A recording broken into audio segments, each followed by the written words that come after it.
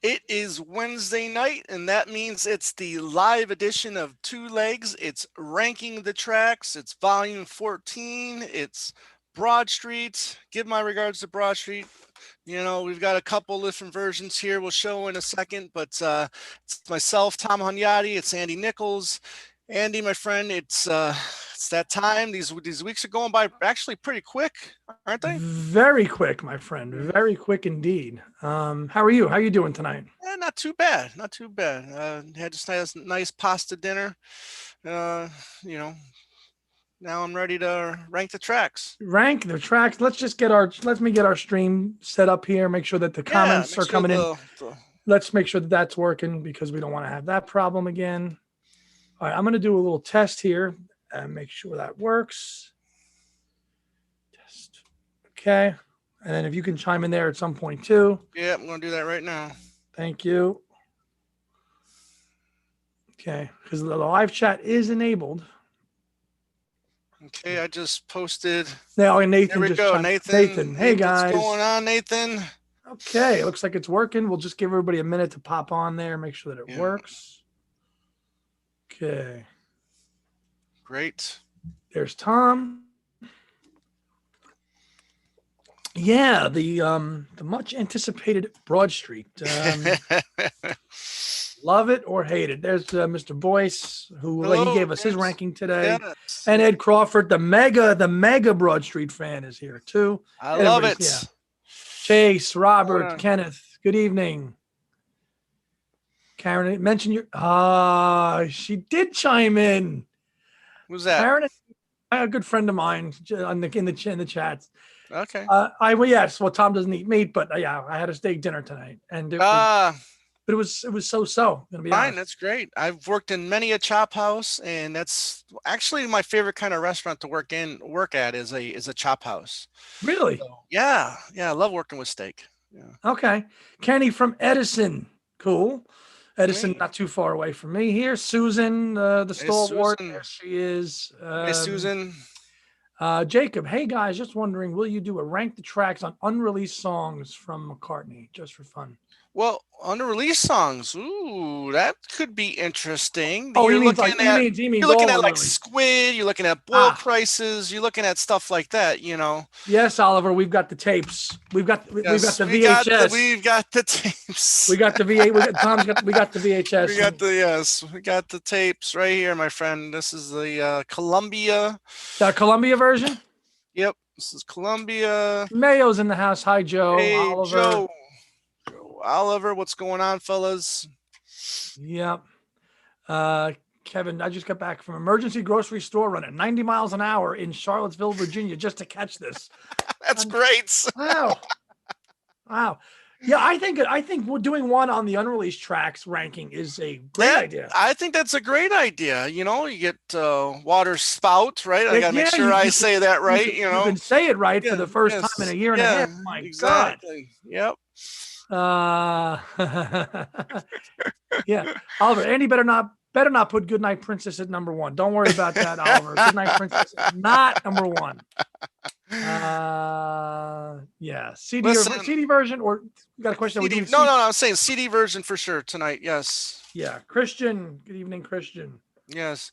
So you've got a Columbia. What CD do you have again? I have two versions of Broad Street on CD. I have the EMI Capital pressing, which is the one. Okay. Which is the one from the 90s. That's the one that's got the short. That's got like it's kind of like the medley where it's got a couple of them together. Whereas I've got. Yeah, you have my Columbia. Yeah, what do you got? Right. So my Columbia has like quarter music separate. It's its own track. You know what I mean? That's why there was 18.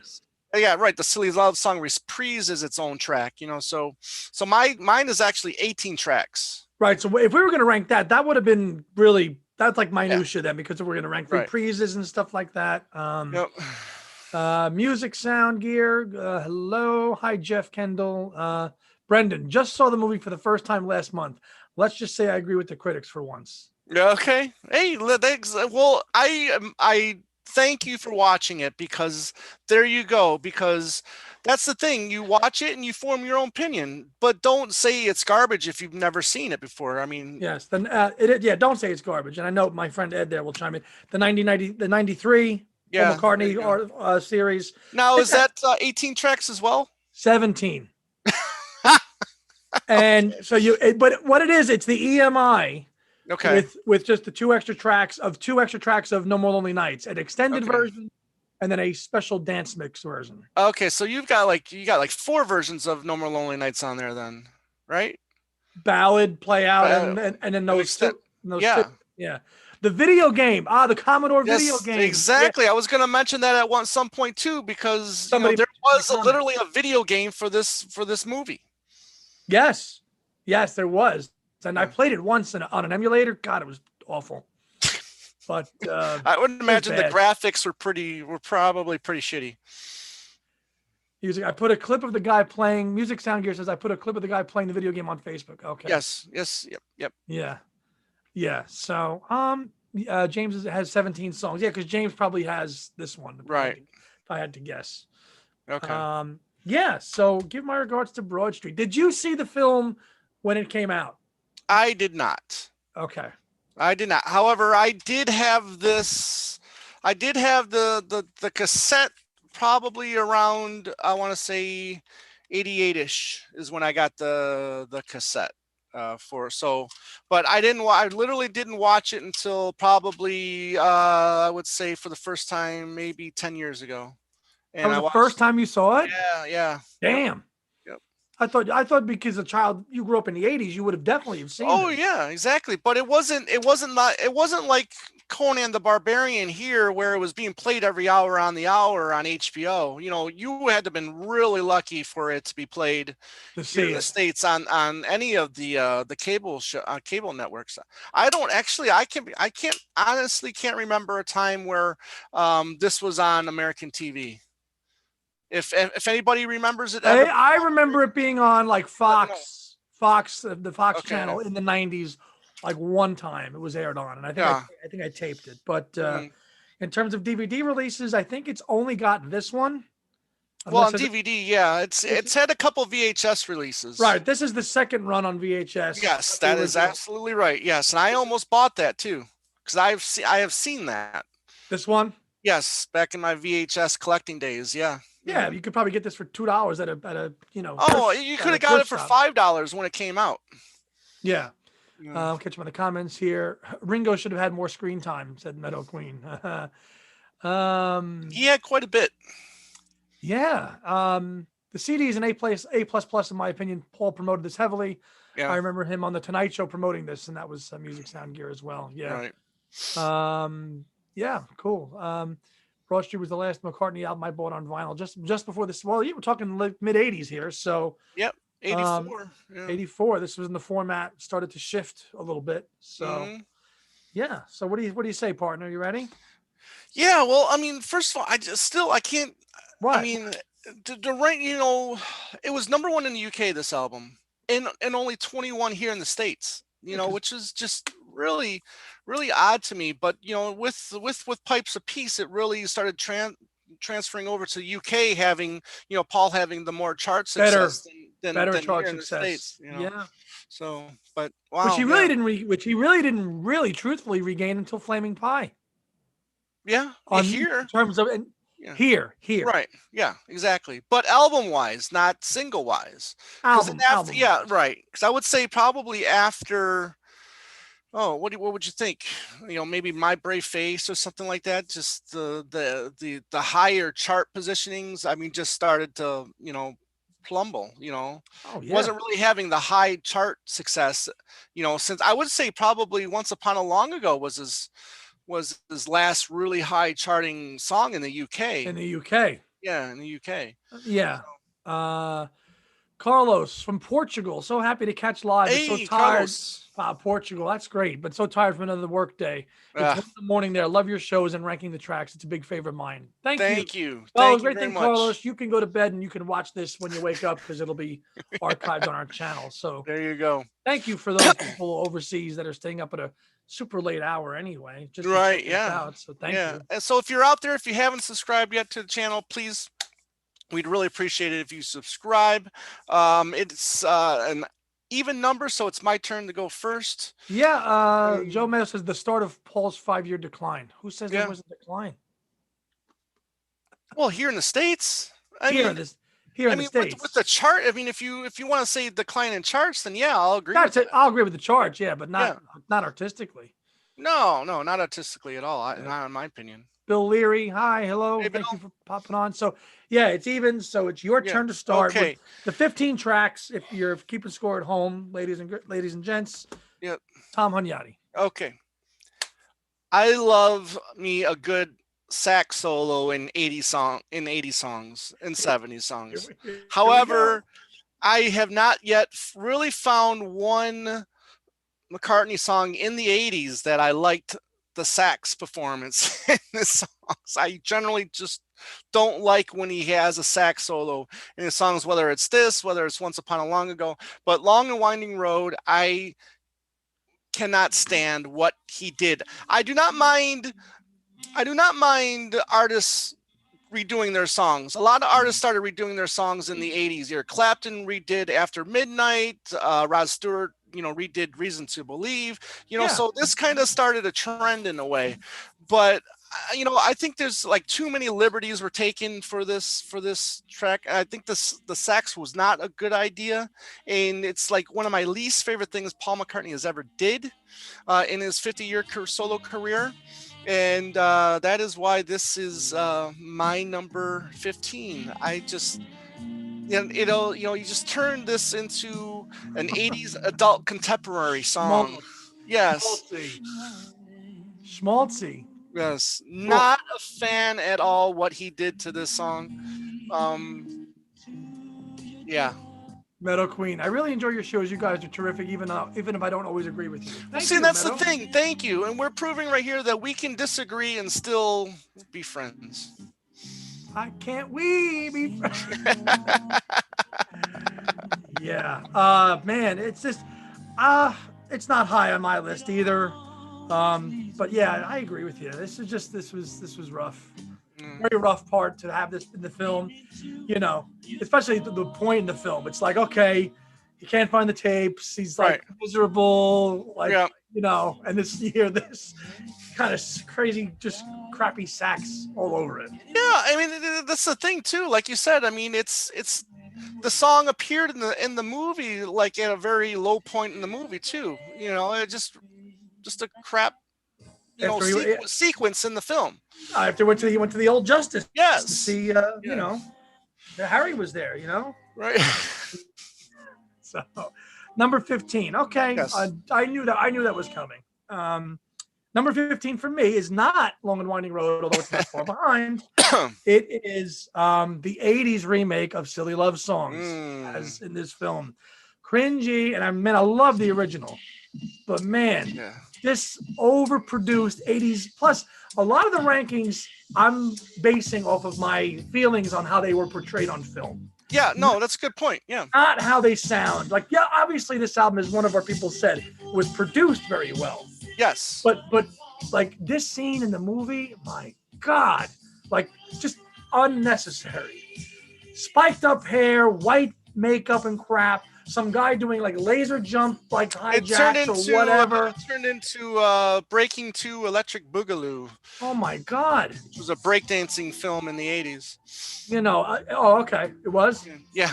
Oh, I mean, there's some guy doing like this. Like, yeah, what exactly. Is that? What is that crap? So he takes a classic Wings song and really just cheeses it up way worse than Long and Winding Road for me. Yeah. So that's why this is the lowest ranking on the album for me. Yeah. So yeah, that's my number 15. All right. Well, my 14 is Silly Love Songs. This is a perfect song, the original.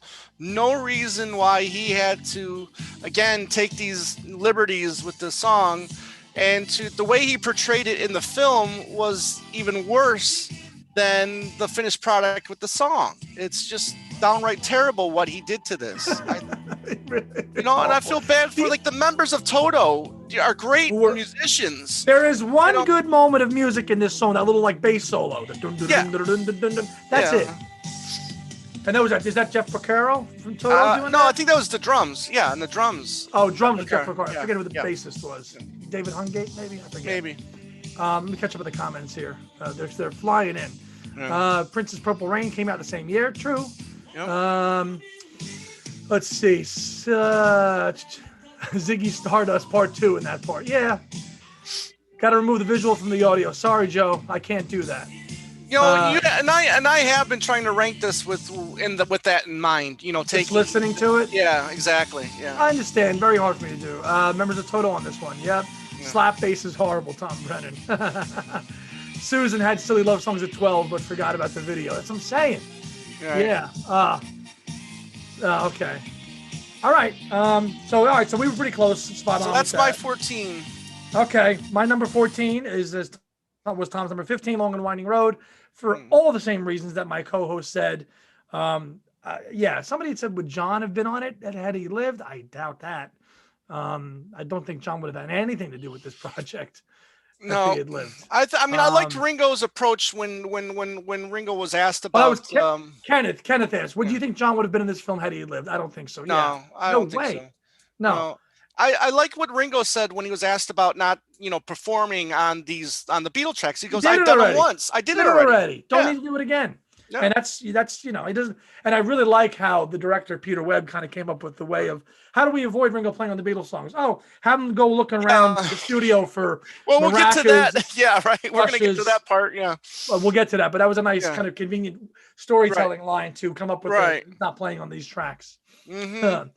So no, that's easily the two lowest ones, and it looks like for the most part, people out there in comment land agree, which is cool. All right, so you're up there, partner. Okay, 13. I had 13. Yeah. The last track on the album, No More Lonely Nights, play out version. Again, it's just what? Good Night Princess. Oh, I'm sorry, the second to last. Okay. Second to last. No More Lonely Nights, the play out version. Again, just like Silly Love Songs was like modernized into the 80s, this has that same feel too. But this is its own song. This has it's not like he's bastardizing a classic. No. I think he's more or less making it more modern, this is more of an 80s sounding, what was popular at that time. This play out version, in my opinion, and it just doesn't work at all. Again, I'm going to say this a few times throughout this episode.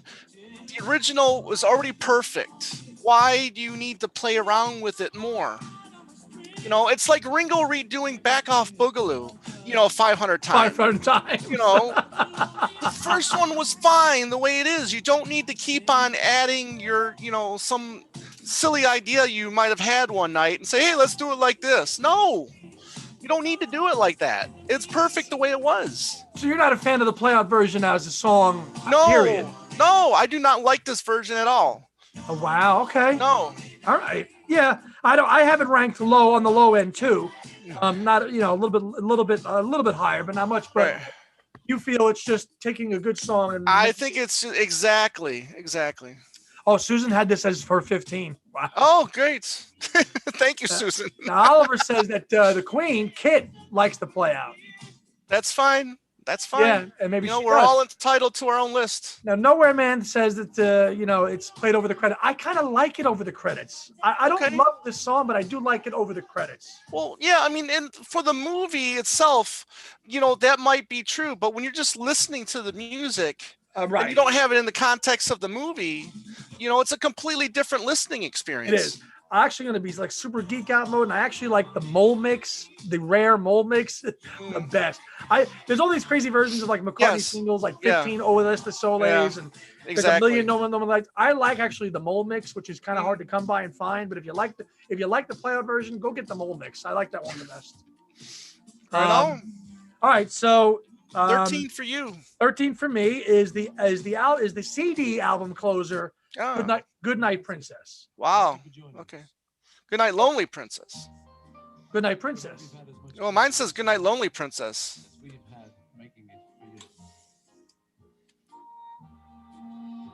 Good night, Princess. I don't know if you see it. If you're gonna see it. Wow, cool. Golden. Wow, so that's what it's called. Yeah, mine says Good night, Lonely Princess. Isn't that crazy? This is a that I did not know that. That's pretty wild. So this is funny. This is like a throwback to the album we just talked about in our last episode, Kisses on the Bottom. Yes. You know, it's that kind of, Paul doing that standard ballady type stuff, which I guess he wrote just to kind of play as people were leaving it. He's got the play out version playing for the credits. The credits end, the lights go up, and now this comes on. Right. Theoretically. Does anybody know if they saw the movie in a cinema? This actually happened. I know that was the intention, but I've never read any account if this is actually what happened. What, the song being played as the entry? This song being played as people leave. As people leave. I see what you're saying. Okay. That was if you read Paul, that was the intent behind this song. Okay. Because the track opens up. That's it. Thank you for joining us, and then people leave. So and it makes sense. It's a good closing piece in that way. Yeah. All right. So our resident in-house Broad Street expert Ed says the original CD, which you have, says it's incorrect. The title's incorrectly listed. So that's great. That's valuable. Hold on. I'm going to hold on to this one. Yeah. Kevin, I think you guys have touched on the whole problem with this album. Redoing too many things. I would just say, with a couple of exceptions, the original was the better version. Yeah. Yeah. Nice track, but it doesn't really go anywhere. And I actually didn't know this until like the CD, because I grew up with the vinyl version of this album, which was very edited. Yeah, didn't have it. Yeah. Didn't have this. So I didn't know this song until way later. But I was like, oh, this is on there. So, but again, you read the album, it says, these longer versions of this available on cassette, which Tom showed you before. Yeah. Which is it on there too, Tom? It sure is. There you go. So, and that's funny because on the cassette, it doesn't say. It's actually kind of like a hidden track on the cassette. It is. Let's see. Joe Mayo couldn't recall anything about his cinema experience. Yeah, because Joe, I would have seen this for sure. And he doesn't recall this being in there. Was that good? Yeah. Susan likes Goodnight Princess. It's her number 4. Wow. Hey. Nice. Very cool. Good taste, Susan. Like seeing it. Yeah, that means Tom has it higher too. Our in-house artist, Ethan, has chimed in. An album so mediocre, they couldn't even be bothered to keep the track list consistent between releases. Good point. Yes. Good point. Ed Crawford says, I think Jim McCartney would have liked this song. He definitely would. Absolutely. Absolutely. Jim Mack would have approved of this. But that's my number 13. So you're up, brother. All right. Number 12 for me is I Know. Listen, this keeps up on being lunch before Boxing Day. Listen, not having the soundtrack and not seeing the movie, I always thought when that part came on, I thought that was Ringo, because it sounds, in my opinion, it sounded a lot like Ringo, and I knew that that he performed on the soundtrack and in the movie, but Good Day Sunshine / music, is my 12. And again, I'm not a big fan of his vocals on this one. Again, he's just being adding, whatever, 18, 19 years or whatever it was to his vocals on these songs. I just don't think they enhance especially on this one. His voice is like too, especially like in the chorus, the Good Day Sunshine. Sounds too robotic. Now his delivery in the verses here isn't bad. No. But that whole, it just sounds it sounds way overproduced, and he's never going to match the 66. No, he'll never match. But, that's that's my second least favorite cover of a Beatles track that he does on this one. So. Right. Yeah. Nowhere Man. Awful version of Good Day Sunshine. So wimpy, said Nowhere Man. Yeah. Yeah. There's no oomph to it or balls or whatever. Wasn't it like Right. It's like, and this is the scene where he whizzes past the old ladies, right? Too? Yes. Yep. In the beginning of the film. Kevin has For No One at 12. So pointless. Such a great song, but not really used to the full effect. The new recording was once again unnecessary. Yeah. I mean, I've got an opinion on that one. I'm going to disagree with that one a little bit, Yeah. but I've got a different opinion on that. Yeah, I'm sure. Bill Leary sounds like a step above Beatlemania. Yeah, I'm sure it does.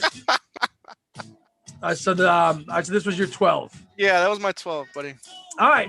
My 12 is a McCartney original, which might surprise some people. Wow. Yeah, and that is... just had a McCartney original, too. I mean, not a Beatles song. Okay. Come on. No Values is my number 12. Out of the original songs that were done for this album and film, right, this is the least favorite of all mine on here. Okay. I enjoy Not Such a Bad Boy way better. This one's okay. This one I don't like because it kind of trails off into that kind of bluesy dream thing, and it just stops. Oh, that's one of my favorite parts.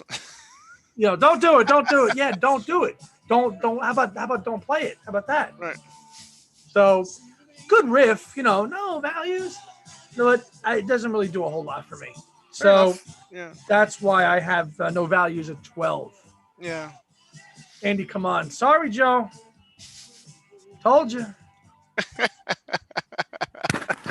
Oh, all right. 11 for me is I'm just really surprised that they just didn't put these two together because it's going to be my 11 and 10. But I'm starting off with Yesterday. Okay, here we go. Yeah, really shorter version, like $1.43. Yes. And there's kind of got like an echo effect on his vocals that I'm not really keen on. And again, it's just, you don't like the echo. No, I do not like the the echo effect on his vocals at all. Again, perfection already. There's a few songs that he just shouldn't have touched. I mean, he was smart not to touch like Let It Be or Hey Jude or songs like that. Why'd you have to touch this one?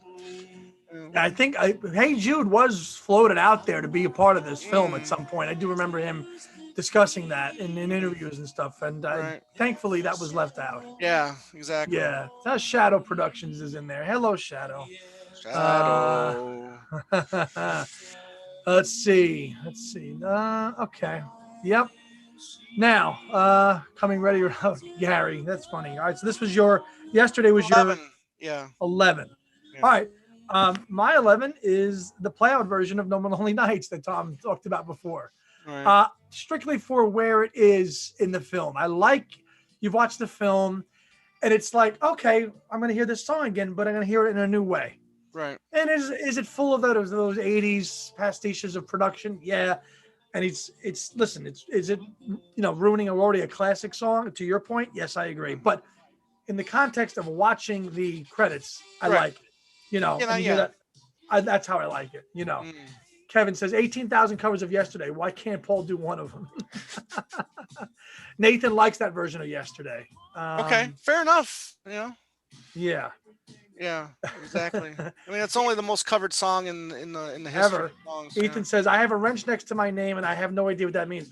What that means there, dear friend, it means that if there's any blue meanies that pop into the chat, you can tell them bye-bye.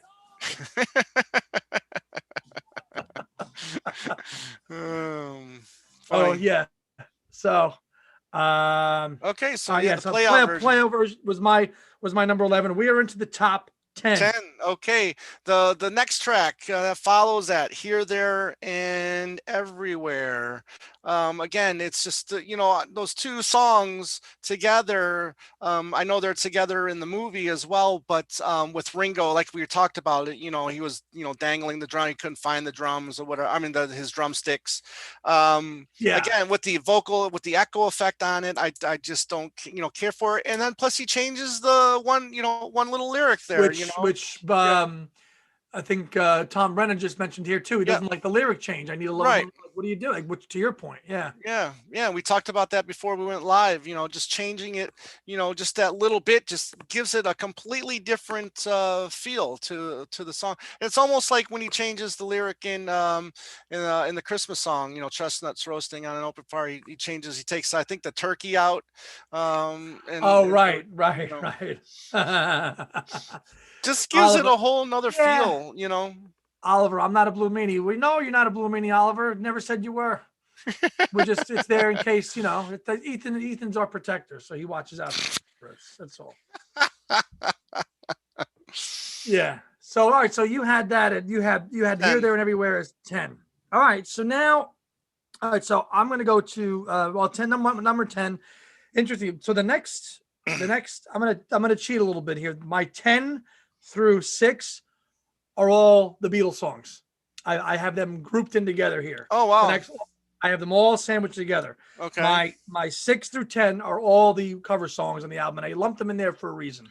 Now number 10, again, Yesterday, shorter version. I do like the vocal effect on it. Right. And I'm a big fan of the medley as a whole in the film. Anyway, I think it's one of the best parts of the film. Really, it's the one I watch the most. I love the medley, though. Yesterday, Here, There, and right into Wanderlust. Tom Brennan, Turkey, Not Holly. Yeah, thank you. Yeah. Echo. I love the Beatles' second album, She's a Woman, with all those Capitol Records. Echo. Yes, that was the reverb added on there by, of course, Mr. Dave Dexter Jr., who programmed all those early wonderful Capitol albums with all that extra heavy reverb. And I, too, Music Sound Gear, I'm a fan of those early Capitols with just drenched in all those and that echo, which, a purist would say, blasphemous for, because it's not what the Beatles originally intended, but that's what we like.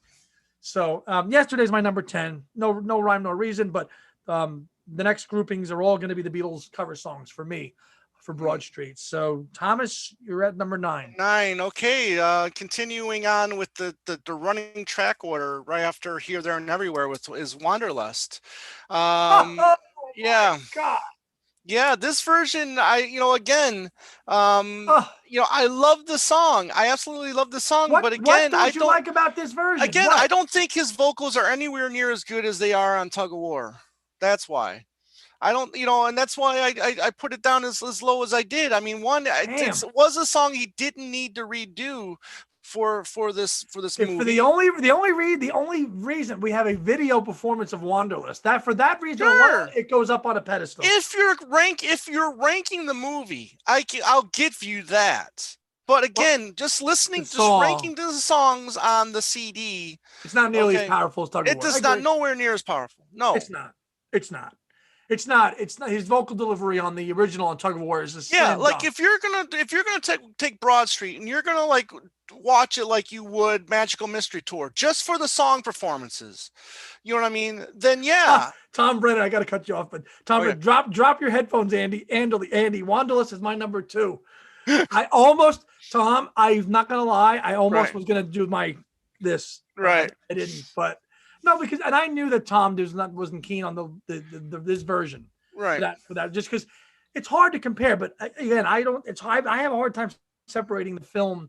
But again, if you're just listening to it, if you're listening to this, you're like, oh man, Tug of War's version is way better than this. Yeah, exactly. But when you watch him sing it, it takes completely different, completely different. And you're seeing the scenes cut to George Martin mixing it, and you've got Jeff Emmerich there. Jeff Emmerich, right? Boom, that song.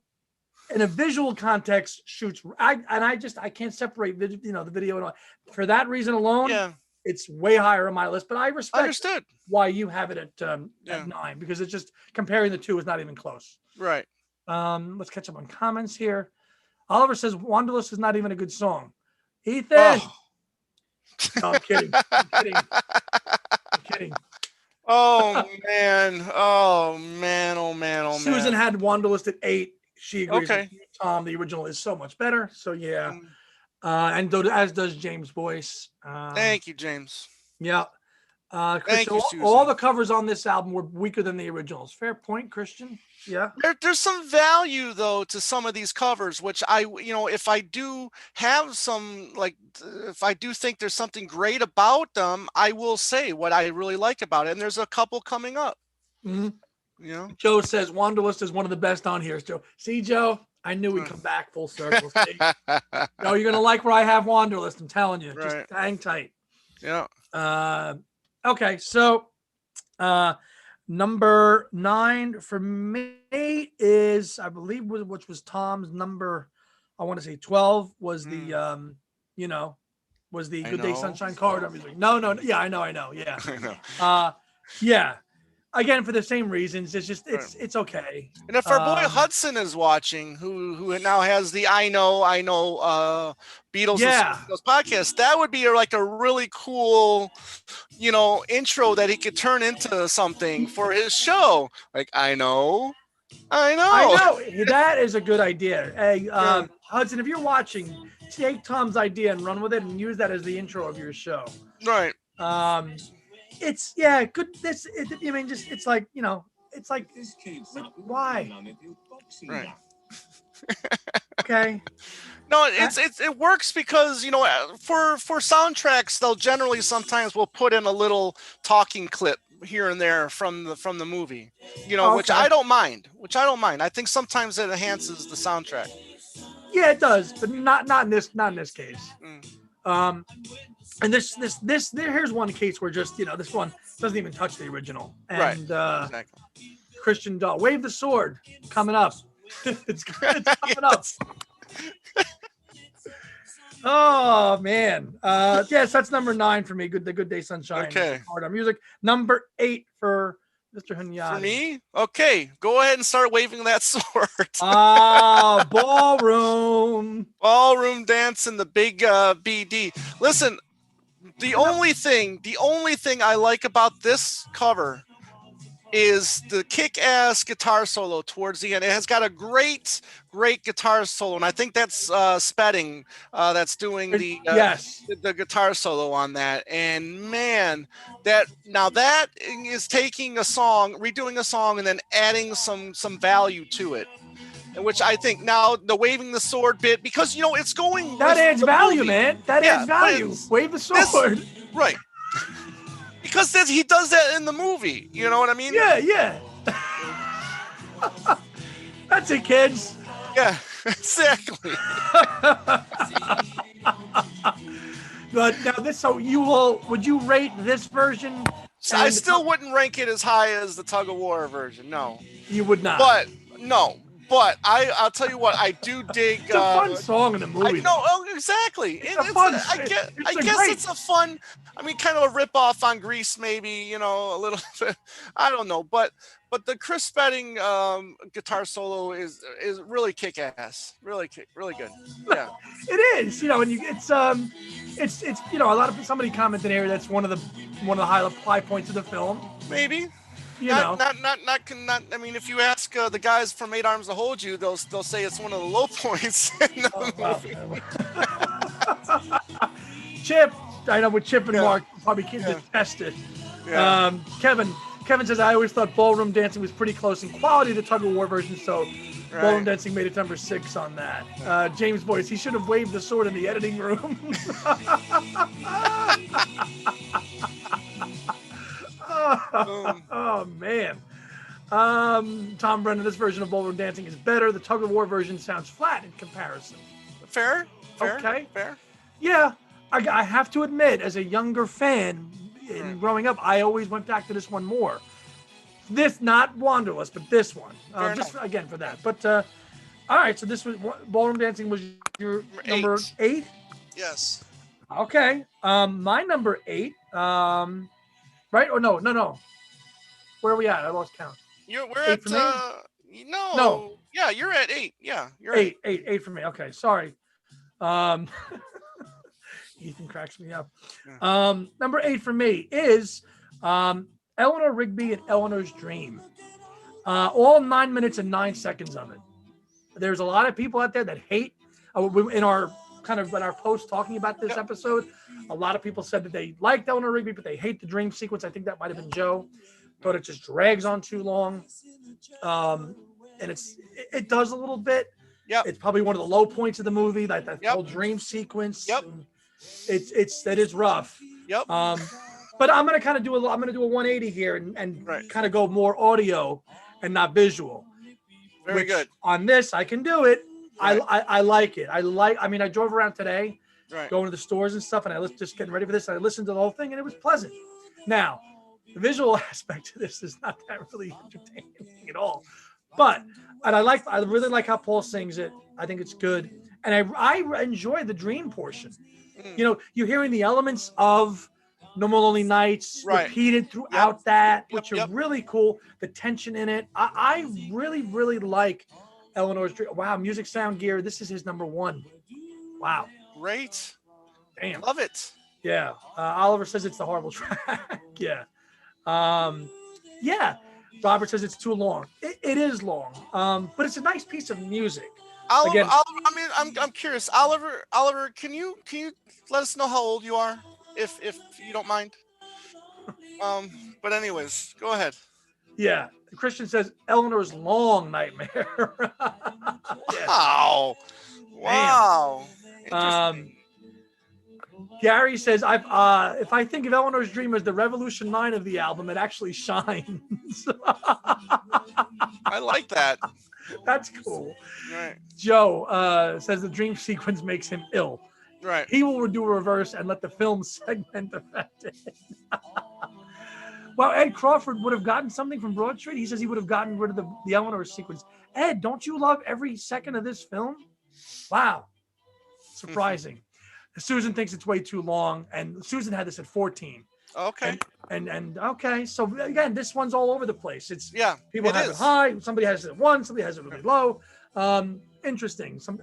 And the length is an issue for some people. It's just so, but I like it. So that's my number 8. You're up, number 7. Number 7 for me is Eleanor Rigby, Eleanor's Dream. I like when we do that. I like when we roll into the ones like that because we can continue. Go. Now I'll tell you what, this song is more enjoyable if you're not watching the movie. Now, yes, that whole Eleanor Dreams part in the movie is just, I mean, it's one of the low points for me in the movie, and it's shite, and it's I think it's really bad. However, once it gets to the instrumental part of once Eleanor Dreams starts, I totally love it. There's a really good classical guitar playing, in their little segment that I think is absolutely beautiful. And yeah, I mean, and I kind of like. Oh, you're talking about that acoustical piece, yes, right? Yeah. Love it. Yeah, great. And then there's, like you said, it incorporates, there's a little bit of, you can hear a woman singing faintly in the background, saying where do they come from? Right. You know what I'm saying? And it incorporates no more. Was it courts? Did you say No More Lonely Nights? It has a little bit in there. A little bit. It's a little bit of it is repeated in there. Yeah. But it's really good, and I think if you listen to it without watching the movie, I think people could enjoy it more, without seeing it, and during this really boring moment of the movie, Because it just goes on and on and on in a visual sense, yeah. And I don't mind longer classical pieces as long as I find it interesting, and it changes so much. There's you got the classical part, you got an acoustic part, and you got a lot of different things going on, which again, McCartney giving us layers, in these songs, and then also challenging us as listeners to find bits and pieces. It is. That's where you can appreciate it as a listener, Yeah. And then you think the dog's barking, and then you hear that, so lots of Eleanor, and it ends so nicely with the piano. I think so. Ding, ding, ding, ding, ding, and then it takes you back out. So yeah, I mean, it's not everybody's cup of tea. I get it. No. It's haunting in a good way, said Music Sound Gear. Thank you. Think Yes. I think Tom and I are on the same page with this track for sure. Absolutely. Cool. So that was your number 7? 7, yeah. Very cool to see that ranked very high. Number 7 for me, as again, all these next couple, they're all bunched together because they're the covers, and that's Here, There, and Everywhere. And I looked at this and I said, you know what? There's other songs I'm going to rank. My top 5 are going to be my top 5. My ones that I don't like are going to be there. And in the middle, I'm going to put the Beatle tracks. And that was kind of my rhyme or reason how I did my ranking. Right. I sandwiched all the Beatles stuff in the middle of the rankings, and then I just ranked them based on how I like them. Okay. And crummy of him to really skimp out on the verses here a little bit. Right. Do it or don't do it. Right. Don't half-ass it. But again, the production of this, I like the echo on this whole part you of do? it. I do. Okay. More echo. More. Oh, okay. All right. Yeah. Tom Brennan for no one is his number 7. The new arrangement's nice, but it's the best of all the Beatle remakes. Yeah, and I feel too. But that's I have it ranked sandwiched in the middle because we're getting towards the upper echelon now of the tracks. So that's where it is. Okay. 6 for me, and Tom Brennan just stole my thunder. Absolutely. For me, the best Beatles cover that he does on this album is "For No One." I think vocally it's the best of the bunch, and the arrangement is really good. So "For No One" is my number 6. Yeah. Mine too, man. This is my 6. We're on the same page here. Right. This is my number 6 too. This is the best cover that he's done of his own music. On this album. On this album. Yeah. This is a case where understated production, less is more. Yeah. Oh, of course. Yeah. A little bit of strings, which probably was the Philip Jones Brass Ensemble, which he used a lot in this period. He used a lot of the Philip Jones Brass people on Tug of War, right, and this film, and they're actually in the film. Right. When you see them doing this, warming up. And he plays on an acoustic guitar, which is cool because, of course, the original, as we know, on Revolver is just a piano. Right. So you're hearing this in a simple way, in a different way. And I totally agree with my partner there. I think it's a perfect cover version, probably one of the best he's done. And I think the more mature vocal from Paul, I think really enhances this cover as well. You got a little bit of an older voice from Paul. He's older now. And I think it really works for that song. Yeah. Gary has a comment here. Sorry to repeat, but I think we have to consider that maybe he wasn't out to make a better version of those songs, just wanted to allow a glimpse of him performing songs that he himself loved. Fair point. Okay. So he wasn't out there doing bona fide covers, just going to give you a little glimpse. A little taste, maybe. Yeah. So maybe that's why you got a little bit of yesterday. Listen, here's a guy that's, in the movie, he's going over pretty much his whole career. So, the fictional character, so if this fictional character, if these were his songs, then he's going to perform them while he's, on a radio show or whatever he's doing in the movie. I can understand it in the movie because that's what the movie is about, in a way, it's him, right, doing his songs, The guy from the BBC asked him, so what are we doing? For no one. Lovely. At the BBC, one of the BBC houses. So, let's see. The Beatles remakes would have been fine if Paul sounded like he did back then. Wow. Oh, yeah. Wow. Okay. But interesting, you and I both had that as the highest. I like it. Great. Yeah, cool. All right, you're up. Okay. Top five time. Top 5 time. The album closer, Goodnight Princess.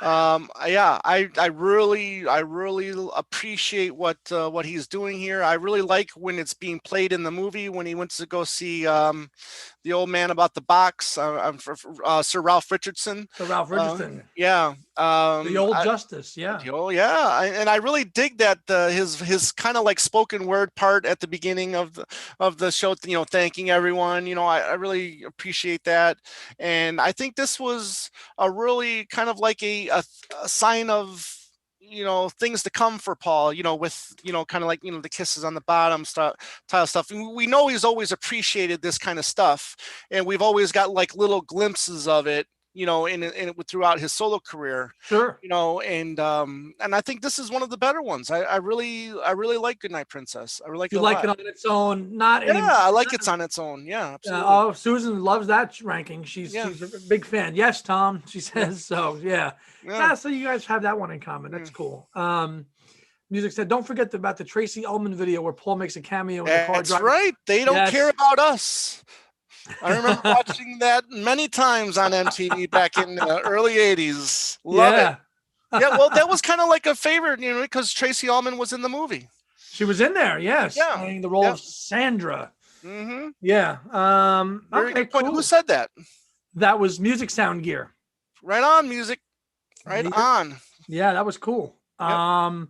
So that was your number 5. Good Night Princess, number 5 for Tom. Yes. Wow. Yep. All right. My number 5, and man, I wanted to rank this higher, but I who knows? I changed the list 5 times, but it's probably one of my favorite songs of all time of him, and that's Not Such a Bad Boy. Ah, okay. Wow. Yeah, this is number 5 for me. And I have covers. I have obviously of his own covers ranked a little bit higher. Not the Beatle ones, because we're done with those now for me. Yes. I love that. So this is again, great video for this part of the film. They're in that they're getting there. The guy, they're trying to get the bootleg guy around and there at that point in the movie, and great playing from Spedding is on this. And yes. Oh, so no, the guy from Dave Edmonds. Dave Edmonds is on this too. Yes. But so was I think Spedding too, right? Spedding, Edmonds, Ringo, Linda, and Paul. Now, if you're going to go on tour, this would have been a great band to go out on tour with. Right. And don't forget on percussion, Jody Lynn Scott. Yeah. Yeah, true. Jody Lynn Scott on percussion. So that's right. He's played with a million people, the Who.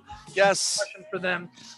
Man, this is one of the best. This, as Tom pointed out, this would have been a great song to tour. Yeah. Great touring band. This would have been a great touring band, in my opinion. Yeah. Joe has this as his 1 or 2. Wow. Yeah. Oh yeah, Joe. I'm with you. If I didn't have the other stuff in the film ranked higher, I would have. I mean, I guess we can safely agree that we're going to have the same number 1. Absolutely. That's not everybody's number 1. I mean, listen. Well, I think a couple people didn't have it at number 1. Maybe I don't remember. I got to go back and look. But okay, Not Such a Bad Boy. Great playing on it, percussion, everything. Just a great rocker. I mean, yeah, exactly. For a mid-80s, we didn't get a lot of rockers from Paul in the 80s. No, and this is a great example of this. Right.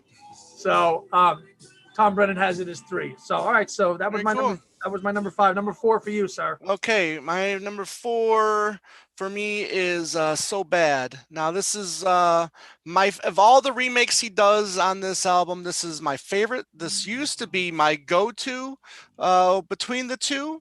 Only because the difference, I was kind of listening to the differences on this one is you can hear a little bit more guitar strumming, electric guitar strumming on this version than you can from the Pipes of Peace version. And I think he's only a year removed from when he did it with on Pipes of Peace, so the vocals aren't really that noticeably different. If there's any difference in the vocal singing on this one, but it's still a beautiful song. It'll always be one of my favorite McCartney ballads. So even if and I love the what's her name that we talked about. She did it in 2001 with Paul. Lindsay Pagano. Yeah, thank you, Lindsay Pagano. Yeah, I even like her version. She does a really good. But his falsetto is great. His falsetto is really good on this. Yeah, I'm with you, brother. This version's ahead of the Pipes of Peace version for me too. Chris Spedding said, Nowhere Man says that. Chris Spedding said that in between takes, this band played just old rock and roll tunes, and they were never recorded. Why? I can see that. I can see that. I mean, I can see them jamming. I mean, that would be it would be very cool if they did record that. Now, however, I did reach out to Chris Spedding too to see if he can ever to see if I haven't heard back from him yet. But Music Sound Gear says I still hate So Bad. I have it at 13. Wow. To each his own. James Boyce says, did Back to the Eggs' relative failure stop Paul rocking out in the 80s? It's possible. Very possible. Very possible. But I mean, some of his bigger hits in the 70s were rockers, so. Yeah. Oh, here we go. Gary with a great comment here. I love watching and hearing him play his Rick during those songs. The Rickenbacker. Oh, yeah. The Rickenbacker bass, man, that I just wish he would still keep playing because he gets such a great sound on it. It's too heavy, He's got to go with that lightweight, the lightweight bass. So he's got more money than God. Make a lightweight Rick. Come on, man. That Rickenbacker that he played had such a great sound on it. For all the I agree. Stuff. I agree. And on this, man, and you really hear it. Boom, boom, boom, boom. Yep. You just hear it. Susan has it. Susan has it at 9. Okay. Ed has it at 7. Kevin has it at 4. Oh. Okay. Yeah, it's just What more can you say about it? So number that You're was your number number. 4. Yeah, now you're 4. Yep. All right, number 4. My number 4. Listen, get those swords ready because I'm waving them. Wave the swords. Wave them. Right. And again, I'm going to go back to the visual aspect, not the audio. Right. I like it. I'm sorry. I can't separate film and sound. Not. I can with that one track, but not with the rest of them. This to me is I just can't for this one. For the everything that goes into the scene. Plus, like, it's such a big part of the movie. You see them, like, you see him on the piano working on it with the kids in the beginning. Yeah, and then he's in the crane, the director's chair, and he was going all over. Yeah. 1, 2, 3. So, well, yeah. I mean, Tom and I have already, we talked about it on Tug of War. Tom talked about it on his, why he had it high. To me, it's one of the strongest points of the album and the film. This and Tug of War, again, you got the great guitar solo that Tom mentioned on this, which is not existent on the Tug of War version, right? Which makes this song even better than what it was. It is.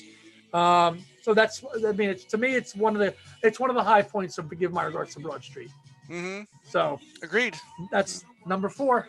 Okay, great. Top 3. Yeah. My 3 starts with all the new originals. I'm going with No Values. Okay. Of the 2 rockers that are on the album, No Values is my number 3. Good rocker, just still not as good as the other one. Not such a bad, right? Yeah. Same band as Not Such a Bad Boy. You got Spedding, you got Edmonds, Ringo, Paul, and then Linda, and then who was the percussionist? Jody Linska. Yeah, thank you. And great band. I love the No Values part of it. The verses are a little weak in my opinion, but the chorus I think is great. Okay, you like that? Yeah, I do. But again, I'm so excited when I hear No Values and Not Such a Bad Boy because again, we didn't get those rockers from Paul in the 80s, Or he left them elbowed like I Love This House. So he didn't exactly. He left them unreleased like I Love This House. Exactly. Which from the same period. Really. Again, which is a shame because you got a wonderful Gilmore and Dave Maddox on that track, Yeah, but this is of that same ilk, right. These rockers, and maybe he might have Ed Crawford like your ranking for this. Right. Maybe there was a part of him that thought, okay, a guy in his mid-40s rocking out like this is a little bit of a old thing. Well, I mean, a lot of his peers were at the same age were still rocking out, and they still are. Yeah, exactly. Yeah. Gary says great sprawling solo in the film on No Values, which is cut way down low on the LP. Right. Solo. Okay. Mayo says you might as well go all the way and sell your granny to the zoo. Yeah. This is the one where it kind of had them going into a little bluesy route, where then Paul just like sorry, let's take a break, Yeah. And I kind of liked where he was going with that little bluesy, guitar riff there at the end. Yeah, exactly. Yeah. James Boy says the new rockers are a relief from the 80s polish on a lot of the album. Okay. Yeah, I can. We like the 80s polish too, as we're going to get to it with our number 1. I mean, come on. That's like Let It Be status for Tom and I. So yeah. It really is. I mean, is it not? It's well, we'll save more comments to that when we get there. But that's all right. So that was your 3? Yeah. Okay, so my 3 is the aforementioned So Bad for all the reasons that my buddy here said. But especially the Rickenbacker playing, because you can really hear the difference. It's more prominent on this version. Right. I think so. It just is. And again, I think this video version in the film is better than the formal video for Pipes of Peace. I think it was Eric Stewart's only appearance in the movie was for this. Just for this song, right? Yeah, it was just for this song. This is, again, I know it's middle of the road for a lot of people watching, but Tom and I clearly have a soft spot for So Bad, and I'm with him on step for step on why we haven't ranked, and I agree with him totally on that. So that's my number 3. Yeah. Number 2, Number 2, the other rocker, Not Such a Bad Boy. Oh, wow. Yeah. Good deal. Yeah, totally. I was listening to it a couple times today at work, kind of, cranking that up again. Paul is so good at rock and roll, and just like you said, it just felt like he just left it behind. Could have been because of the failure of Back to the Egg, who knows? But man, it's a damn shame that he just didn't do more like this in the 80s, because there was, I mean, he's good at it, and this is, he's great at it. I mean, that's his bread and butter, really, is rock and roll. That's what it is, this song is so good, though. Yeah. It's such a, and the band, again, the band is killer. It would have been a great touring band, Yeah. I mean, I laughed at the teachers that taught my school. But there you go, Mayo. Followed the leader into a tent, but nobody told me that she owed some rent. Which, again, somebody could interpret as Paul being lazy with his writing. Yeah, it's kind of Junior Farmish. I was just going to say that. This is very Junior Farmish, right. Bag of cement for the president. Yeah, exactly. Kind of thing. Yeah. So, again, somebody super critical of Paul, not Tom or I, would take offense to that. Right. But it doesn't matter. He makes it sound good. Yes. I would buy 10 copies, and Tom would, of him reading Webster's Dictionary in all different formats. We would, if he was singing it. Well, I mean, if the covers were different color, yeah. We'd buy it. And I'm sure most of you would buy it too. So lyrics like Follow the Leader to a Tent, it sounds good. It just sounds good. It sounds good when he's singing it in a rock voice. Right. So, this is a great choice, brother. Yeah. Yeah, let's see. That's music. Yeah, this was his number 2 as well. Gary says it reminds him a little bit of Move Over Busker, which we'll talk about. Exactly. Again, we'll talk about that next week. Ethan again, a little nonsensical lyrics, Yes, exactly. Move Over Busker. Very good. Very good. Kevin, I love these lyrics. If John had written them, people would think it's profound. Oh, they would praise Lennon, Here we go with the age-old problem. Here we go. It's this, easy Joe. Listen. Easy Joe. No, listen, honestly, though, Lennon was very talented at doing those kind of nonsensical lyrics. Yes. I mean, I Dig a Pony, one of my favorite Beatles songs. I mean, what the hell does it mean? Nothing. Oh, Adam joined us late tonight. Hi, Adam. What's going on, buddy? Thank you. Buzz, that's cool. That's a very cool observation. So that is your number 2, man. Yes. Okay, great. Listen, can't argue with that, brother. Yeah. My number 2, Wanderlust. Yeah. Fair. Tom had it, I believe, at 9. Something like that. Yeah. 9 or something like that. Music Sound Gear, romantic cover of U2 for Press to Play. Nope, not happening. Not happening. Everybody wants that. Not happening.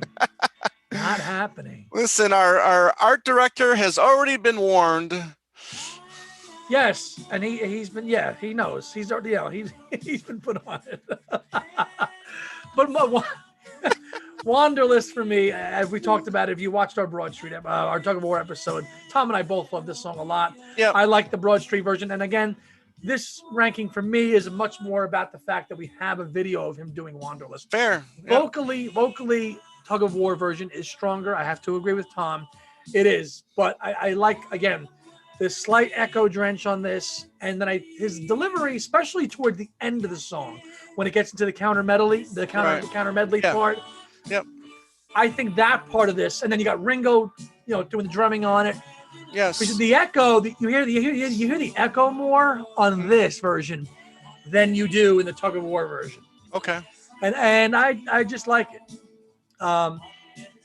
There's some good stuff out there that has echo. Like I think of Simon and Garfunkel. When I think of echoey kind of music, vocals, I think of Simon and Garfunkel, in a way, because they utilize a lot of that echo. And a lot of their stuff. Here's what sells it for me with Wanderlust, this point right here. Just at the end here. Right. Towards the end. Yeah. Yeah, fair. I'm done. I'm like, I could die and go to heaven. I could listen to those 10 seconds over and over and over again. Right. That's me. So James Boyce had it at number 2. Excellent. Winner. Excellent. Does the subject matter of the story behind Wanderlust ruin the song for you in any way? No shot. Yeah. He could be singing about the sky. The sky is falling, and as long as it had that. It's because the song is kind of drug related in a way. You know what I mean? Yeah, but I mean, it's so toned down. Right. Yeah. Apart from the captain says there'll be a bust. If you don't know the backstory. Exactly. Then it doesn't really, the captain said there'll be a bust. So, Gary says he finds Ringo's drums overgated but he loves Wanderlust. Yeah, a little bit. I like the drumming on that. Great. Jacob Blair, I'm just wondering, why do people talk about Press to Play album cover and warn Ethan about it?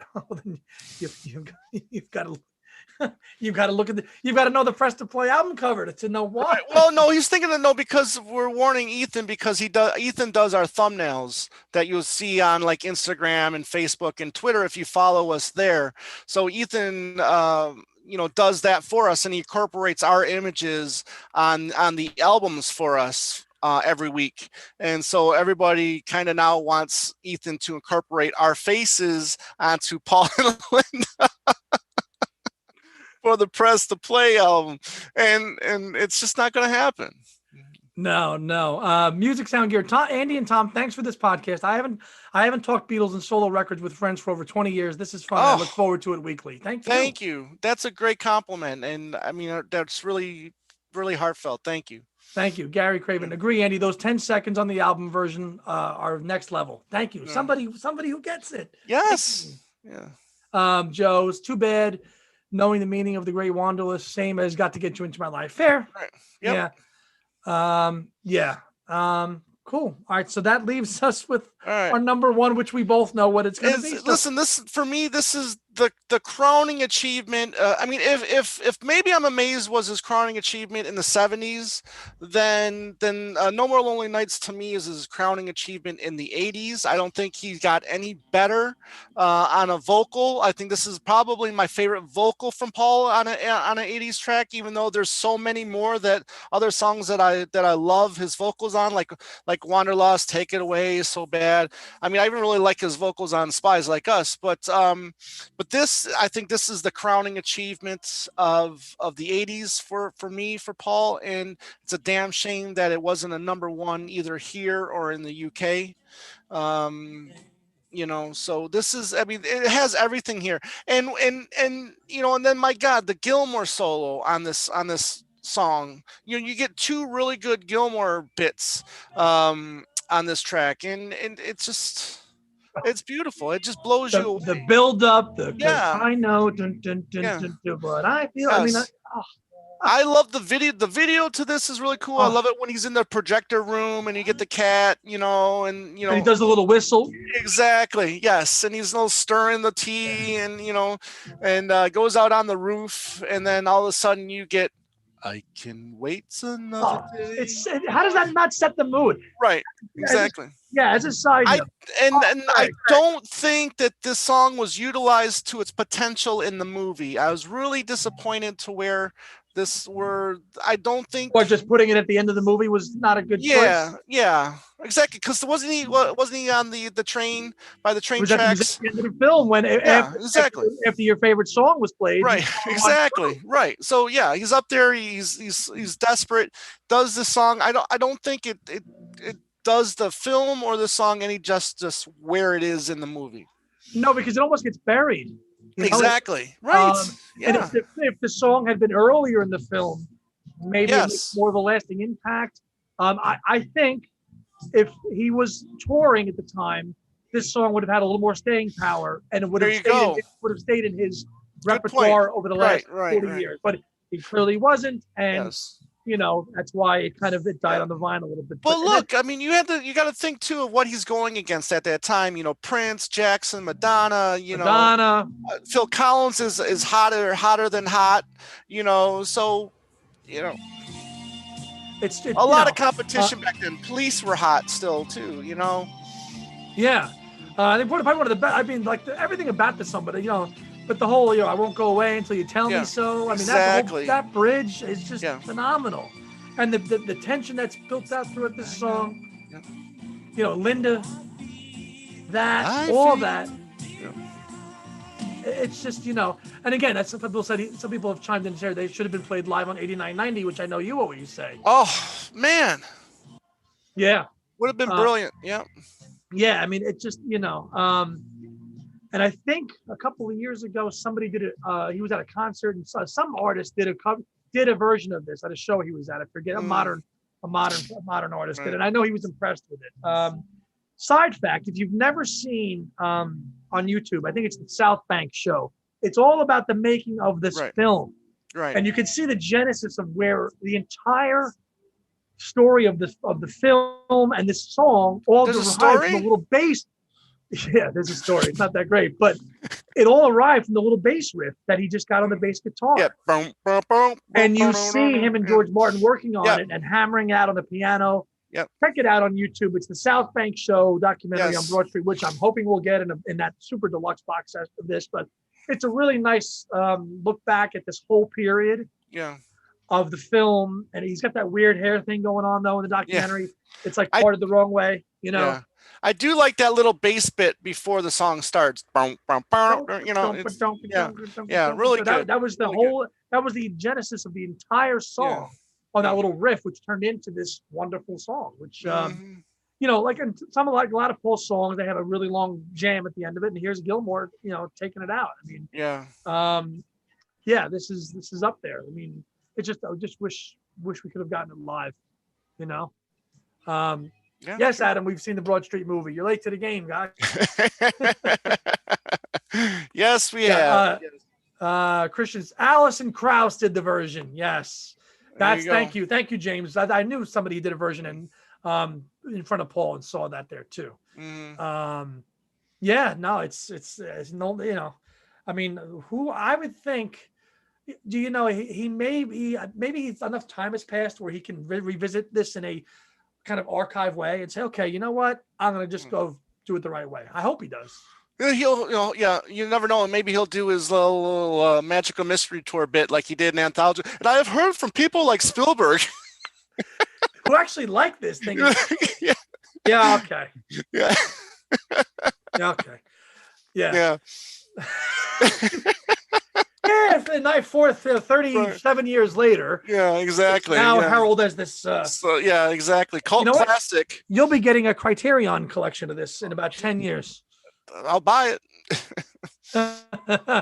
You definitely will. Yeah.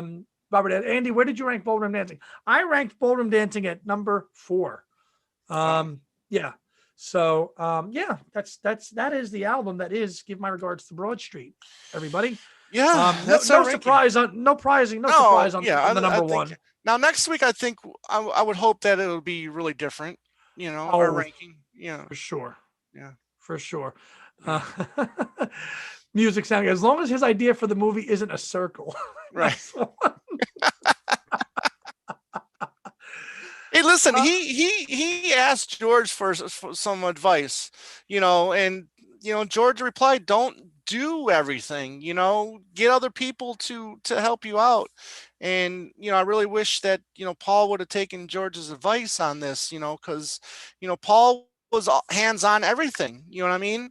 And shortly after this, George wowed the world with Shanghai Surprise. Well, you know what? But he had already wowed the world multiple times before that. He had plenty of success. Obviously, with the Python, right? Python stuff, Time Bandits, Long Good Friday. I mean, there's multiple films that I've seen that he's produced that are excellent.